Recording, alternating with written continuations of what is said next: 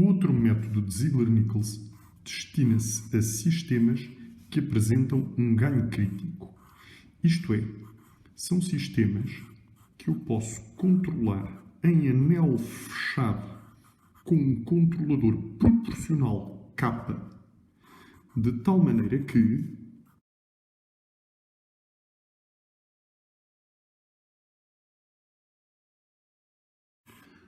quando a referência R, que é dada para o anel fechado, é um degrau, a saída do anel fechado com este controle proporcional K começa por apresentar, à medida que vamos aumentando o valor de K, as oscilações. Quando aumentamos ainda mais o valor de K, temos mais oscilações, até que chegamos a um K, a um ganho crítico, que faz com que estas oscilações tenham uma amplitude constante, que não aumenta nem diminui. Para valores ainda maiores de K, o sistema então instabilizará. Este ganho crítico é, portanto, aquele que coloca o anel fechado numa situação em que é marginalmente estável e origina estas oscilações cuja amplitude é constante. Consideramos o período destas oscilações, que é o período crítico, consideramos o tal ganho crítico, que é o ganho que, em anel fechado, origina estas oscilações com o período crítico, e substituímos os valores nesta tabela para obter os parâmetros do PID, os parâmetros KP, TI e TD de uma das expressões usuais para descrever a função de transferência de um PID. Podemos obter um controlador proporcional integrativo e um controlador proporcional integrativo derivativo, tal como no outro método de Ziegler-Nichols, o da curva em S. Aqui assim temos três opções para o PID. Quanto a estes parâmetros originais, supostamente conseguiriam 1/4 de taxa de decaimento entre os dois picos iniciais. Isto é o objetivo, não quer dizer que funcione sempre. Quanto a esta variação dos parâmetros, pequeno sobreimpulso, o que é pequeno? Quer dizer que é menor do que o sobreimpulso que se consegue com estes parâmetros. Pelo menos tenta-se que seja sem sobreimpulso. Bom, muitas vezes existe sobreimpulso, mesmo quando se utilizam estes parâmetros. E tudo isto porquê? Porque se eu tenho um controlador proporcional que, para um certo valor do ganho, me deixa o sistema na margem da instabilidade, e para valores menores eu tenho oscilações, mas cuja amplitude ainda diminui, e para valores maiores, oscilações cuja amplitude aumenta. Isso quer dizer que o meu sistema tem que ter um LGR com pelo menos 3 ramos a ir para o infinito.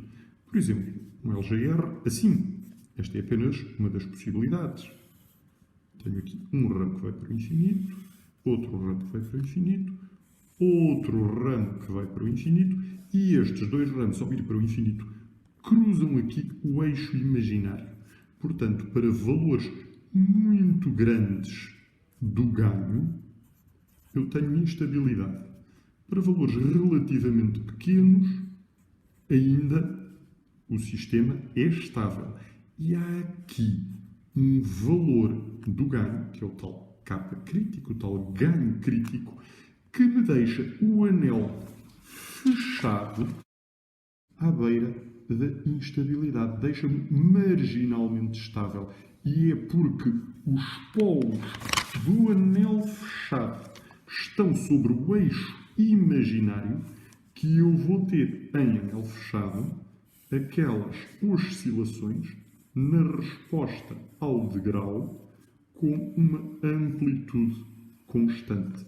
Não há parte real destes polos, não há uma parte real negativa que corresponda no tempo a uma exponencial negativa que faça com que a amplitude das oscilações diminua. Não há uma parte real positiva que corresponda no tempo a uma exponencial que faz com que a amplitude das oscilações aumente. Só há parte imaginária que corresponde a uma oscilação cuja amplitude vai ser constante. Ora bem, é impossível encontrar regras que funcionem bem para todos os casos em que há pelo menos dois ramos do LGR a ir para infinito cruzando o eixo imaginário. Eu tenho muitas configurações em que isto pode acontecer. Por exemplo,